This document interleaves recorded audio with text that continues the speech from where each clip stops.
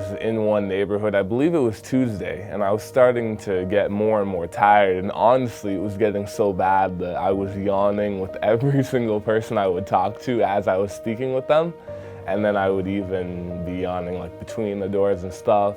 And it was raining a little bit earlier in the afternoon too, so I was having to carry my umbrella and carry my books at the same time with my bag on the side, and it's just not the situation you want to be in when you're really tired, right?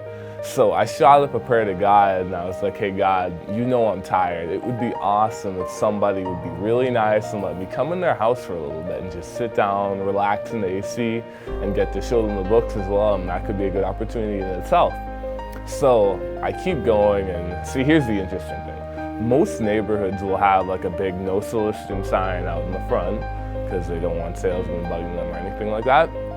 And for the ones that don't, a lot of the houses will have signs on their door by the doorbell, you know what I'm talking about. So as I was working in this particular neighborhood, there was no soliciting sign at the front, but that doesn't mean there weren't signs at people's homes. And at one particular home, it's funny, they have a sign, it's kind of like at the side of the door, it's this size maybe, and it says something like, no solicitors, we already found Jesus, our kids take all our money, unless you're selling cookies, please just go away. So I knock on the door and I see the sign, I'm like, I'm gonna leave if she gets upset, because I don't want to upset anybody here.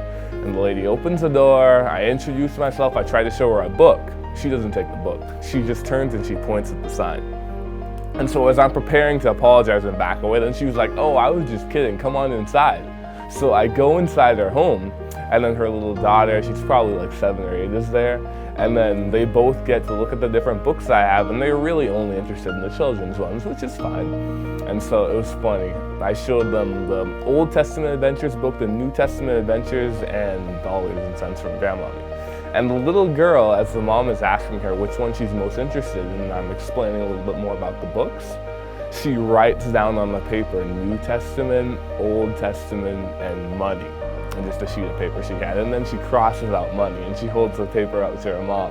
So then her mom knew which one she wanted, so then she ended up going and writing me a check, and she got those 2 books.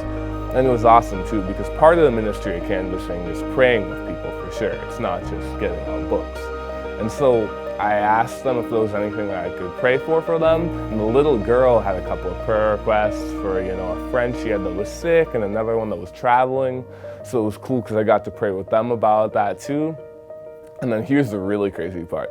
I go out the door, I'm feeling better. God's answered my prayer, but I'm still kind of tired. It's still week 9 of the summer.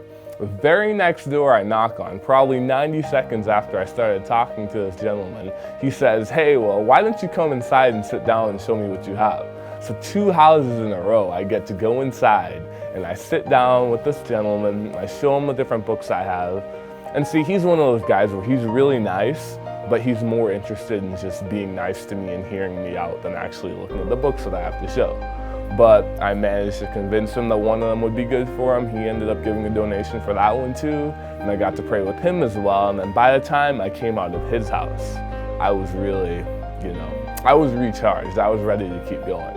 And part of it was definitely just being able to sit down in the house and talk with people, relaxing rather than being outside standing in the hot sun.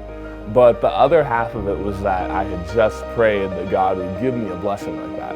And he gave it to me twice in a row. So after that, I knew God was with me and I was energized to finish off the day, and it went great.